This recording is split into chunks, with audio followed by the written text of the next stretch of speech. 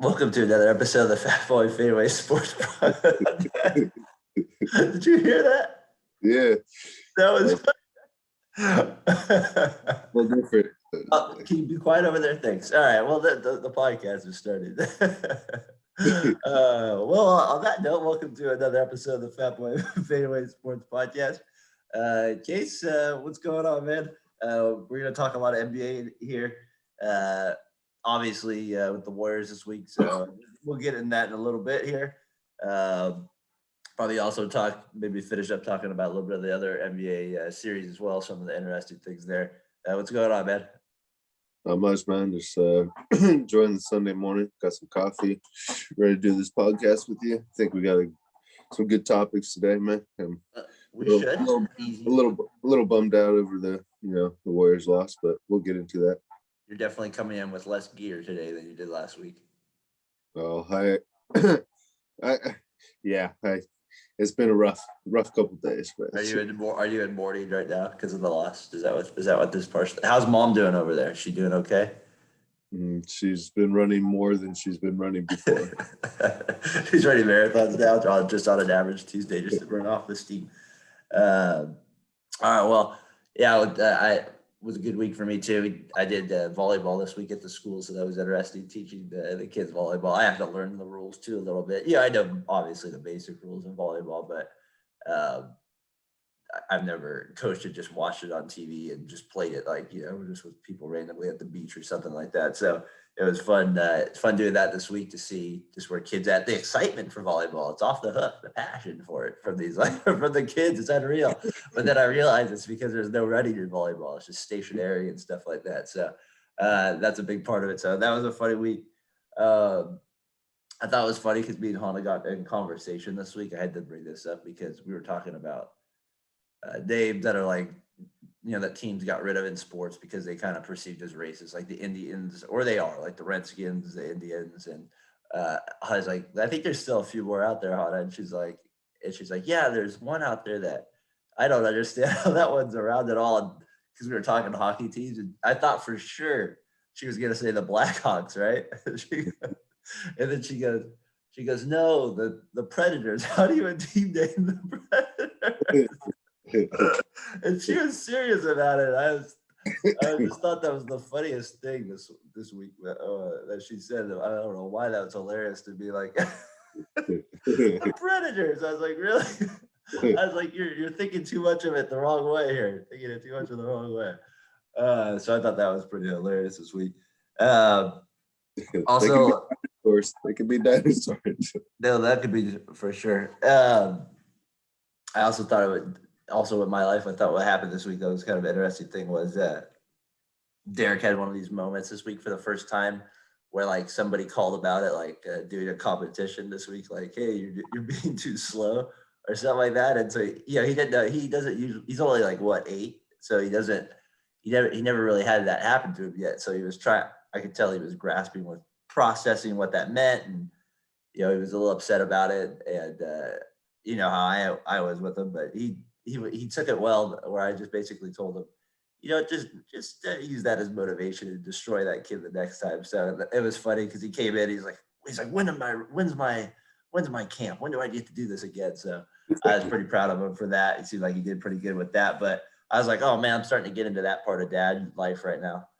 You know what I mean? Yeah. Dealing with kids, talking trash and all that stuff to them, and just the bickering that you do in elementary school with kids, and the stupid things you say and they say. So if there's a few of you out there that are watching, you can look forward to that, or you probably already have done that. And it will continue until your adulthood. Exactly.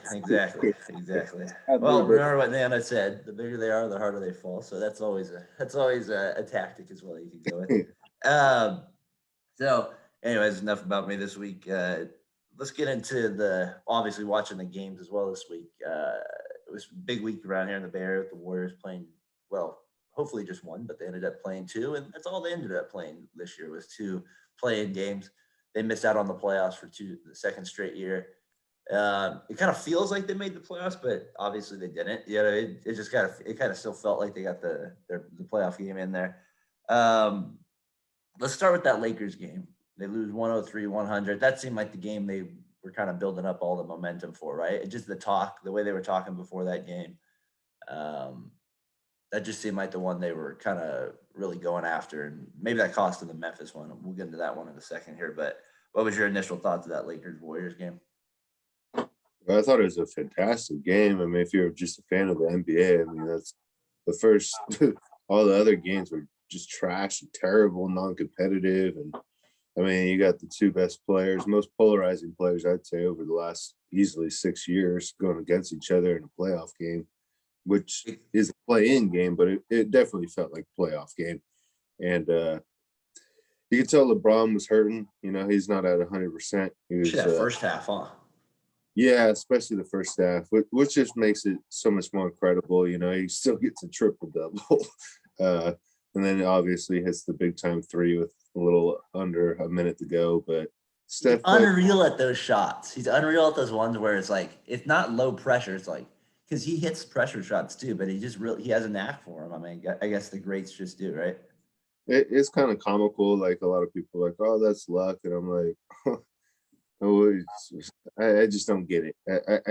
I understand, like, you know, yeah, it is a 35-footer, but at the same time, you got to have skill to make that shot. So, oh, yeah, exactly. But I mean, Curry did sink in for some reason that makes sense. I mean, to double KCP, but I mean, that's all hearsay now. But I mean, it was a hell of a shot, you know, tip the cap and go from there. But yeah, no, the Steph played out of his mind. I mean, the others, Juan Toscano, even Bazemore, a bunch of guys played really, really well. Jordan Poole, man, he's come on really strong this year. But yeah, no, I mean, they lost by 3, and I just thought, you know, going into the Memphis game, as we progress here, I thought the first maybe 5-6 minutes, they looked tired, like a little more. Well, hold on. Before we get to the Memphis one, I just got a couple points about the Lakers one, and a couple things I want to get your thoughts on with that one first. So we go back to the game there. They're up at halftime. Curry hits that great shot at half. It kind of feels like a big shot, right? But me as a pessimistic Warriors fan, you had to think the same thing. You had to know they weren't out of the woods by any means. Even though they were playing well, you knew the Lakers were going to make a run there for sure. And the thing that's been kind of their bugaboo the whole run here, even when they were really good, was turnovers, and it just killed them again last night. I wanted to kind of talk about Draymond real quick because Tyler and I at Mateo 49 got to do a nice little debate, more Tyler and Mateo 49 again over Draymond and the importance of him. And I think, you know, Tyler will be back on next week, so we're going to get into it even more with him. So we'll let Tyler make his points when he's on there. But what do you think about Draymond in a game like that? Like, he gets 2 points, 9 and 8, but his defense is incredible, right? So I don't know if they upgrade him, right? I mean, I feel like he's important because when you get Clay back, I feel like he'll be even better because he's so good at passing. He just has another really good guy to pass to. But in games like that and in the game in Memphis, there are flaws with him. So I just kind of want to get your thoughts real quick on how you thought Draymond played in that Lakers game.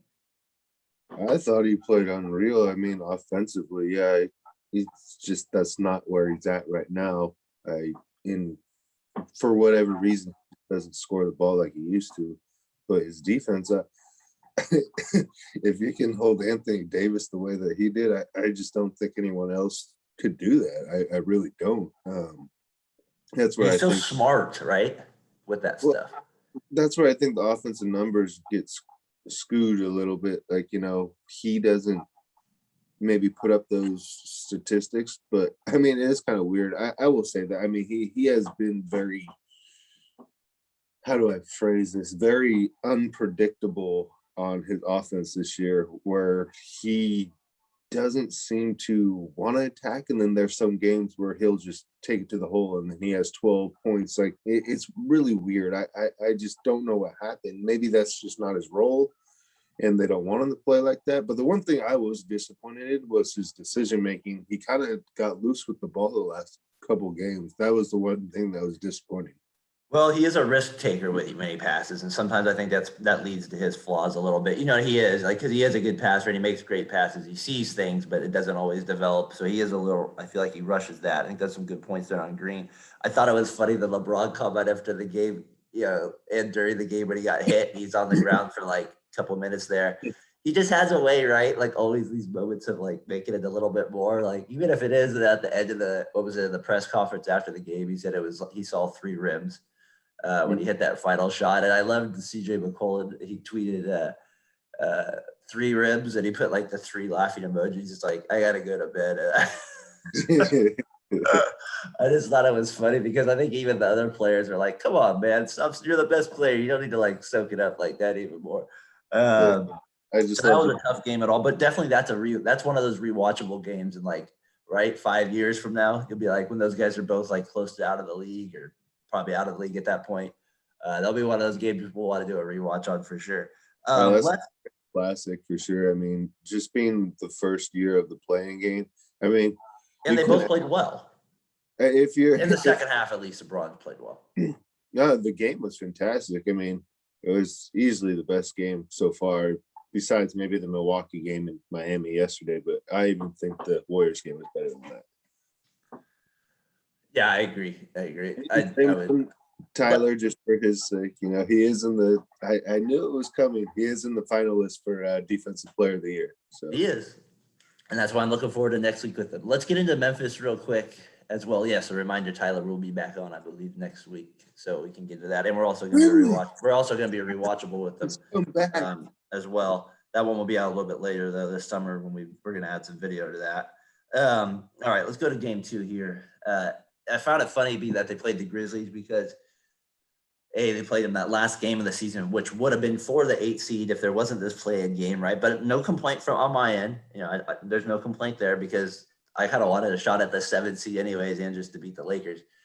Um, and I also find it funny too because as we've been doing the podcast, I've been able to like connect a little bit here with people from Memphis in that area, and as I was listening to their podcast throughout the whole season, probably a year now. I feel like I'm not necessarily a fan of the team, but my knowledge of the team is higher than it should be of the Memphis Grizzlies. So I thought it was kind of interesting that that our team and their team matched up this week.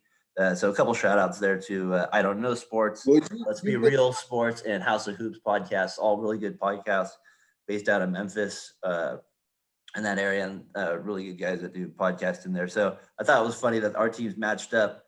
Warriors lose 117, 113 in overtime there. Morant hits the killer shot there. He ends up with 35. Um, there's just, I think you mentioned it a little bit right before too. They looked a little fatigued. And I think also in situations like that, I heavily believe in when your teams are somewhat even, right? Like the Grizzlies and Warriors are about even, right? They prove that. Maybe the Warriors have Curry, which makes them a little bit better or something like that if they play a 5 game series, right? Maybe they win in five, right? But my point is like if you lose that first game, usually if you have a little grit in you, you're gonna come out more motivated than the other team, which is natural, right? We've played that in sports that way. And that's what happened. The Grizzlies got off to a good start. Melton got some big shots. Xavier Tillman showed up.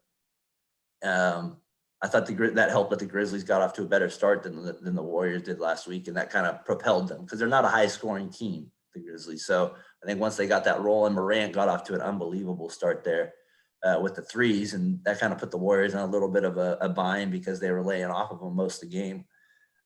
So let's get your initial thoughts on the game, your thoughts, and then I got some questions about the Grizzlies as well. Well, like I said previously, I thought they were evenly matched talent-wise, if not maybe more on Memphis' side. I just thought the Warriors veteran Memphis experience. definitely has more better players than the Warriors, wouldn't you say? Yeah, I just meant talent-wise all across the board. I thought they were pretty evenly matched. If not, like I said, Memphis might have been a little bit more, but I thought the Warriors' veteran championship pedigree with Draymond and Steph being there before, I thought that would pay dividends, which it did actually towards I think the last 3 minutes of the game. You could tell Memphis was getting a little tight and they kind of slowed down and they weren't getting the shots that they were getting. and I know I'm fast forwarding here towards the end of the game, but that's where the Warriors, I mean, you if you're Memphis, that's why I was like, as a young team, you can't lose that 10-point lead within 3 minutes. That's the game where I was like, all right, now we might just steal this game. And but the one thing that I thought really changed the game was Ja Morant's shooting ability from outside. I thought that was a huge difference. I mean, he went 5 from 10 from three, which is that was a killer. that was tough. But he played his ass off. He played lights out. I mean, he made clutch shot after clutch shot. And then when you get shots from the others like Tillman and Melton and other guys that even the one where I was like, well, this just is not our game when Grayson Allen hits back-to-back threes in overtime. Oh, I know. He was a plus 17 on the night.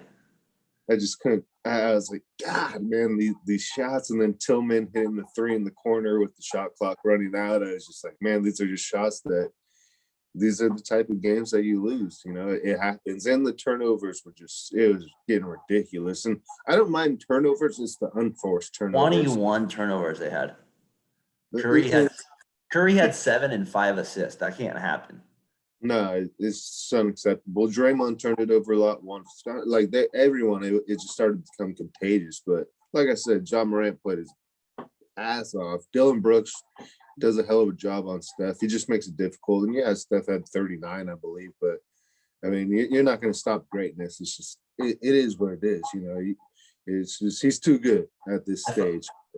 I thought your boy Mark Mulder, he was a nice, cool minus 14 and 9 Mark Mulder, Michael Mulder. and then he got I thought two-way Wiggs played pretty good. He had good. Man, he was a -8, but I thought he was solid there with 22 and 10. Man, you can't short a jumper than basically brick one on a 3-point. Like I thought. Well, my point is, I guess he was better than I thought he was going to be in a big game like that. So that's kind of where I was with that. So, anyways, yeah, no, for sure. So there's a couple other notes I wrote down about the game. Alan Tillman clutch for sure. I've been hearing about him on that I Don't Know Sports podcast, so I wasn't surprised. But my son's named Xavier, so I was rooting for him. That's why I named him, because of that. Brooks, he's kind of got an interesting game to me. He's probably fits perfect for Memphis. He's a better scorer than like your Tony Allen. He's not as good a defender. So, I know that they're probably going with that. They're going with that. Tony Allen couldn't score at all. He's way better than Tony Allen on offense. No, I know that. That's what I meant. But he's not nearly as good as his defense. So I was trying to see kind of where the proportion weighs out. You feel like Morant's maybe a little better offensively than Connolly. I don't know. So maybe their backcourt going forward is that. I'm a little suspect of Brooks being their shooting guard going forward. I love his defensive effort. The guy on that team that I kind of like watching, even though he's just so odd, is Kyle Anderson. I've always liked his game, even when he was at UCLA. Just slow mo, what a name! It's perfect for it. Like that guy will be unreal at over 50 basketball. Like he's just gonna be unstoppable. He's gonna be able. He's like, I've been playing like this for years, boys. He's gonna know what he's doing the whole time out there. He's gonna be like stealing people's money at 50 years old. No, this is how I played my whole life. Exactly. So Warriors out. Versus Memphis. Let's take a quick little break here. We'll be back with some final Warriors thoughts and then wrap it up with the NBA. Thank you. Warriors offseason questions here real quick, and then we'll jump to the NBA here with the Warriors. Or with the NBA. Wiseman seems to be the big topic here, right, going forward. Because he gets injured. We don't really get a chance to see him in these 2 playoff games. It would have been nice to see him there. I think it would have made a big difference. I think, at least just having – you got to have a 7-footer available. You have to. But you can't waste Curry's prime either. I mean, he's got, probably 2 years left, right? Playing maybe at this elite level. He probably can still shoot threes, but I'm just thinking maybe not. Maybe I'm wrong. Maybe he'll go longer. But – you want to take advantage of it as much as possible. When Adam was on with us a few weeks ago, he was mentioning that he thinks that they need to trade him because the time that he gets great, Curry will be past that point. So what do you think about Wiseman and maybe trading that Wolves pick? Does that seem even more needed? Well, I mean, it depends on what the Wolves do with that pick, and because it's top 3 protected. So let's say they get the 5th pick, the Warriors, and they end up getting the 5th pick overall. They could package Wiseman in there for Beal. Do you do that? Like, is that like, do you trade Yeah. Wiseman? I would. I mean, I like Wiseman. He has potential, but it's going to be years before he comes into his own. And I don't know. This year was not the strongest showing. I know there's a lot going on with the COVID, and there's no training camps really, and that he got injured. He was off and on with the court, so you never really got to see his full potential Yeah. where he could be. But at the same time, if you got 2 years with Steph, hopefully, and then Draymond and Clay, I mean, you're kind of getting towards the end of this era of greatness, so to speak. And I don't think those guys want to wait around. So if you got to make a trade like that, you got to do it. And I just don't know the name out there they're doing it for, though. That's the only for problem with God's it. sake, you can't have Kent Bazemore in your starting lineup. It was one of my notes. And Looney, who can't jump over a quarter. You can't have that. How does he get offensive rebounds, man? It's all positioning. It's incredible. He gets a lot of tip outs. It's nuts. Like, Yeah. unreal at this. He is good. They're good bench players. I think they'd be great if you have them 7, 8, 9, 6. And they're. Let's not use the word "great" there with Kent, please. I'm not a big fan of that word being used. I didn't say his name. I said the other guy. Looney's definitely performed. Like Juan Toscano, Eric Pascal, I think going later. Juan was terrible last night against Memphis. He got chewed up by Ja Morant. Well, he didn't play last night, but I know. Or the night before. He got chewed up. It felt like last night. You're having nightmares still. I am. He got just destroyed by Ja Morant. The Warriors also need my other thing is the Warriors need a backup point guard. They need somebody Sean Livingston is like just a once in a lifetime, maybe sometime backup point guard. Perfect, right? But they need somebody that can back up Steph legitimately, that can run like the show a little bit. Like, even if it's I don't know, somebody in the, I hate to say this kind of player because he annoyed the crap out of me, but he at least, performed well in clutch moments. Was like a Jared Jack or something like that. They need somebody that can come off the bench and do something, and give him like a legitimate rest. Yeah, I don't think like you can't have Poole running the point. You can't have like those type of players running it. They're not clicked for that. And maybe they just need to go with Nico more. Just play the Red Bomber to see what happens next year. Just try him out. You're getting way off the rails there. I was trying to defend him as best I could. Because why do you take a guy like that then if you can't ever play him? It just doesn't make sense. So anyways, we'll see what happens. You have to have a certain number of people on a roster. I know they keep talking about Leonard possibly if he opts out or something like that. That would be interesting. Chris Paul, maybe he go to the Warriors. Yeah. He opts out. That would be incredible. Paul and Curry together. Well, speaking of point guards, where do you have Ja Morant on like your overall in the NBA? Yeah, let's get into the NBA. That's a good transition there, sir. I would say, well, before I actually answer that, can we put a bow on the Warriors season? That's it, right? Curry, thank you. Appreciate the effort. I appreciate it. I mean, it was a hell of a season from where we thought they'd be to, 15 wins last year, which is god awful team to watch. It was the worst basketball I've seen probably in a long time. But the Felton Spencer days.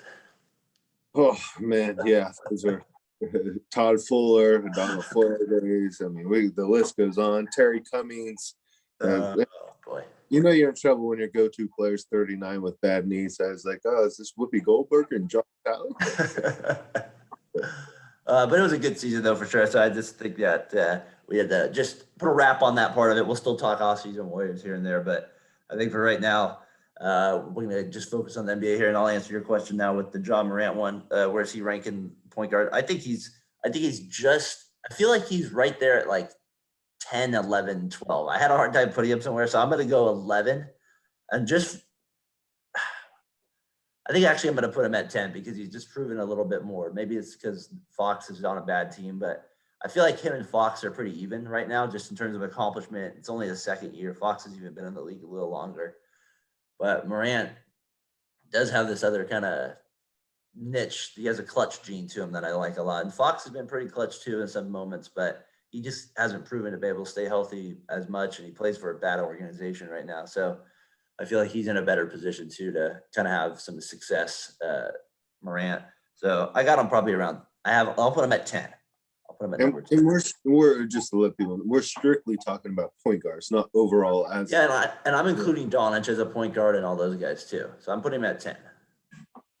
at 10. I don't even have him that high, to be honest. I love his game. I really do. I think he's going to be phenomenal over his savvy for the game, his decision making, his float game is top notch. I mean, his athleticism obviously is off the charts. I just think he needs to become a better perimeter scorer. I know that'll come in time. I mean, I think his first year as rookie of the year, I mean, he had 17 this year. He's got 19, average. And then I look at his overall numbers, and I mean, they're pretty good. I mean, it's hard, but at the same time, it's like, like for this year, and I just did overall as total NBA players, he was 35th in scoring. His rebounds were 125th, and he had 4 rebounds, 7.4 assists, which is solid, which is 8th in the NBA. And his PER was 71st, which I'm not a big PER guy, but that's just how the numbers go. But I mean, so I would leave him. It's hard because when you got Westbrook, who's an MVP, Steph, who's an MVP, Chris Paul, who's been, phenomenal. And he's so young. It's his second year. He doesn't have the resume yet. Oh yeah, I'm not knocking him. I mean, especially after the game, I love how he competes. I just think, I'd have him out of my top 10 for point guards, but who knows on this playoff run where he goes. I mean, to lead a team like Memphis, I mean, he's only 21, and they're the youngest team in the playoffs by far. So yeah. I give him a lot of credit in what he did the last game. I like how he rebounded after the game he had against the Warriors. When it came out, he played with confidence. And so that's a big thing. I would love to see him, but I think it's more of a Memphis thing. It'd be fun to see him kind of push the pace a little bit more at times in transition, just see his athleticism on display a little bit more. But I think that's part of theirs. They play bigger than most teams. So, it'll be interesting how they do match up against Utah. It'd be a tough one tonight, considering they just played like three really important games in a row there. So we'll see how much energy they have for going to a tough place to play basketball tonight. Let's get into a couple other series real quick, and then we'll get out of here.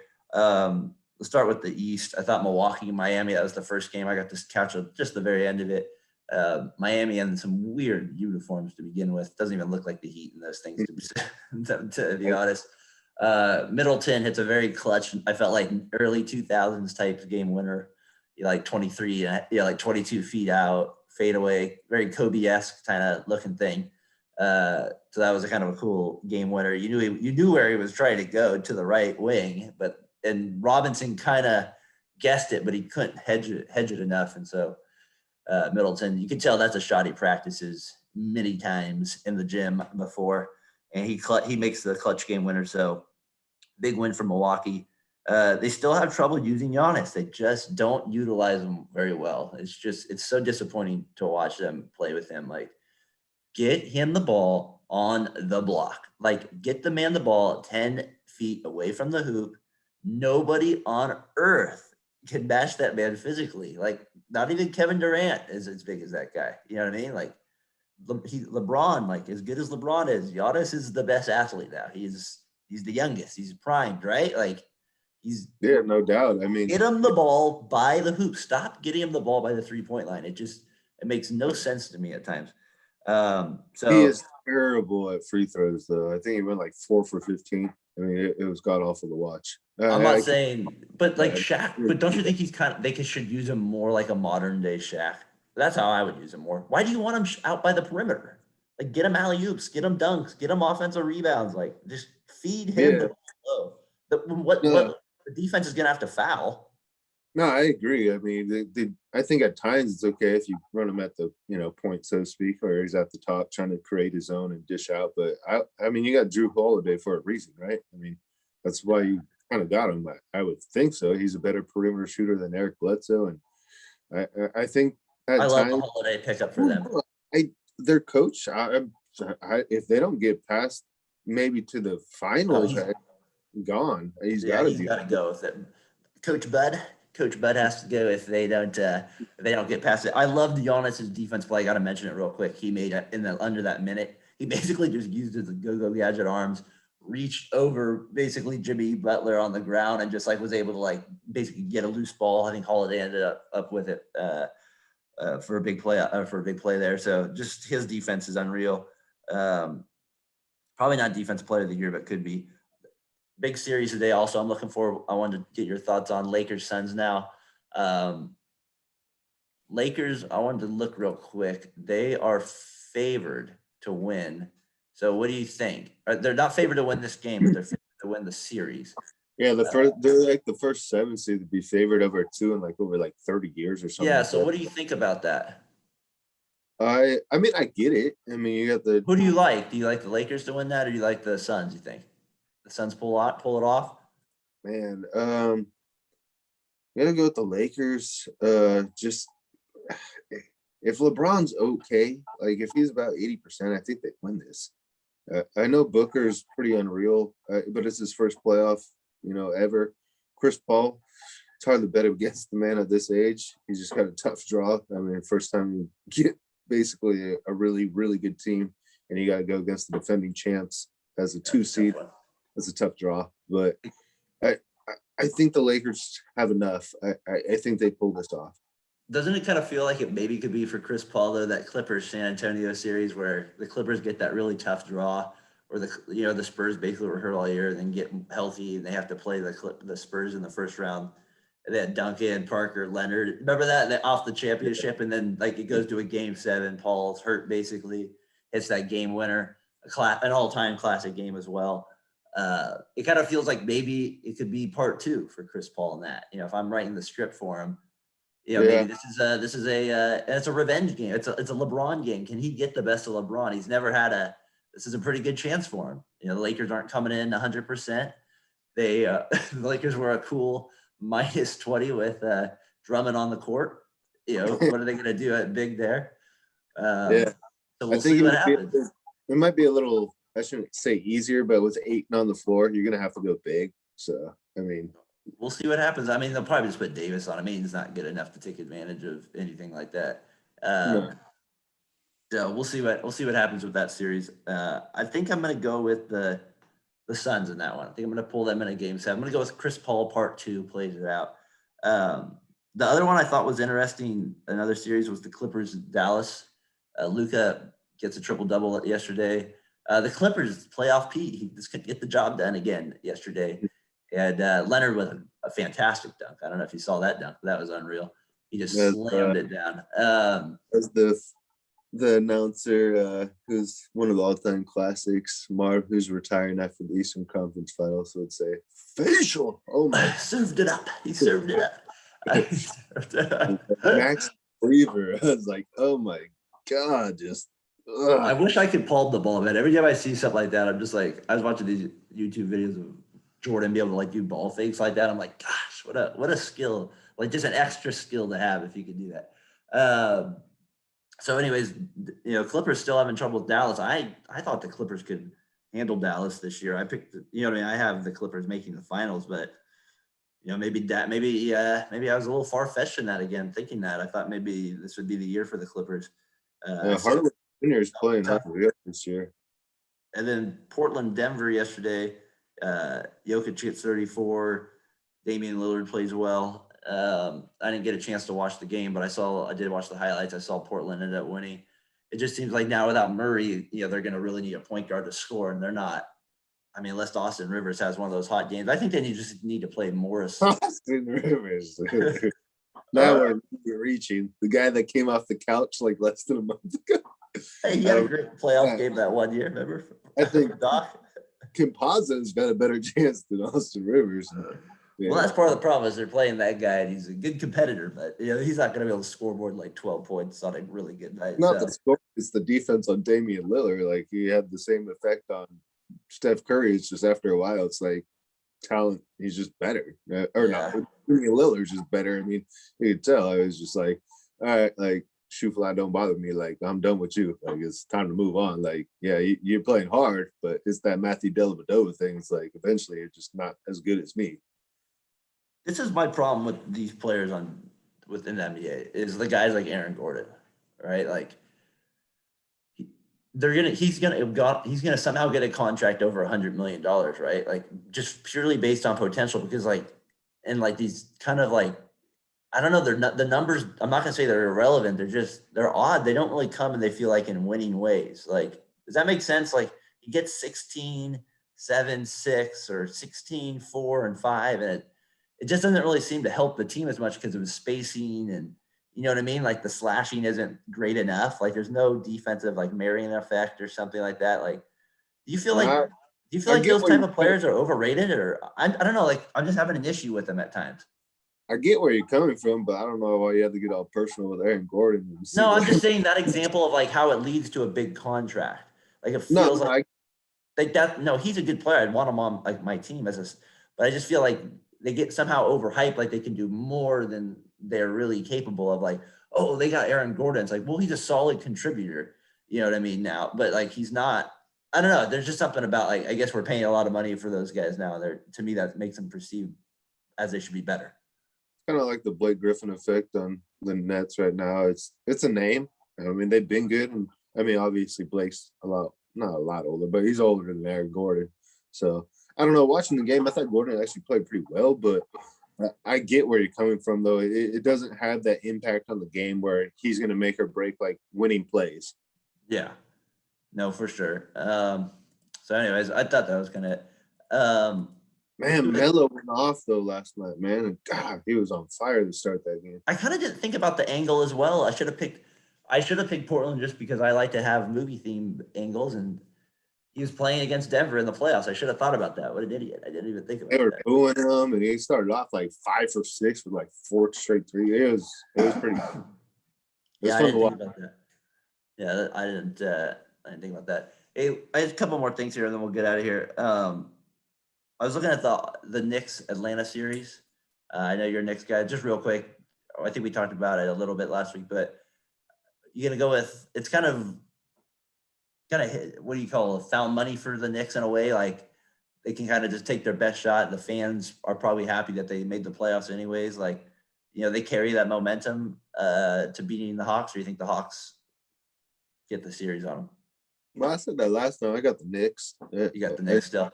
yeah. Yeah, that will be an interesting one. Randall, I I think just want to they're. see how Randall plays in the playoffs. And Young, can he get the same calls he gets in the regular season? Probably not. I hope not. I mean, if the way they officiated like the superstars so far, I mean, I I don't know. It's tough. I mean, even last night I was watching like Harden. They weren't giving him the same calls. I mean, Curry wasn't getting a lot of calls. Lillard wasn't getting a lot of calls. I mean, that's playoff basketball. I mean, that's just the way it is. Yeah, no, for sure. Unless like you're Giannis and they're like, yeah. I mean, you just play inside the paint all the time. I mean, I know we talked about he's got to play more inside, but I mean, unless you're a bigger guy, you usually in these playoff moments don't get that many trips to the line. I'm interested to see how the Capella effect helps Atlanta having Bogdanovich as well. Just kind of interested to see how that plays out in that series. All right, last thing here.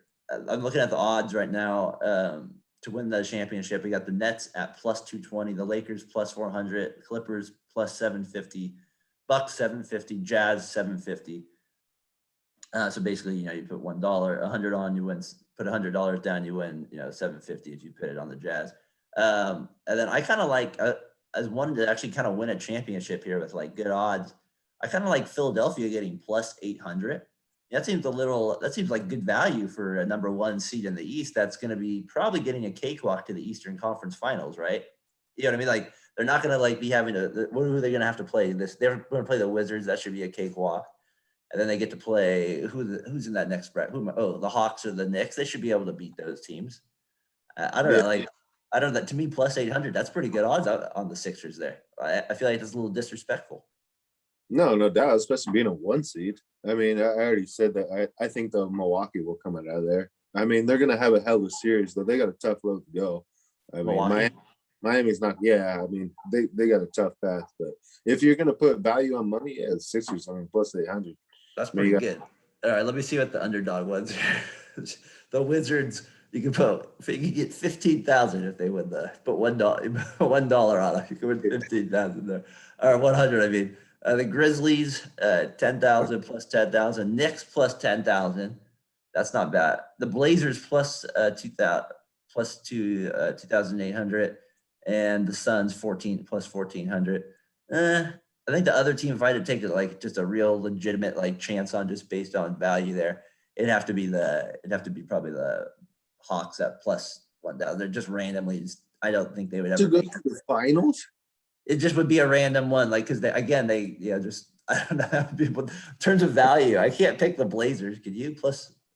I mean, I get plus 10,000 there. Oh my gosh, that's a lot of Take money. the Blazers over the Hawks to make the finals? That's crazy. Oh, no, not to make the finals to win the Oh, championship. so then where you can go? No, I mean, if that happens, man, Trey Young will be a legend for life. That'll be a legend for life there. What's the Sandlot quote? You remember that?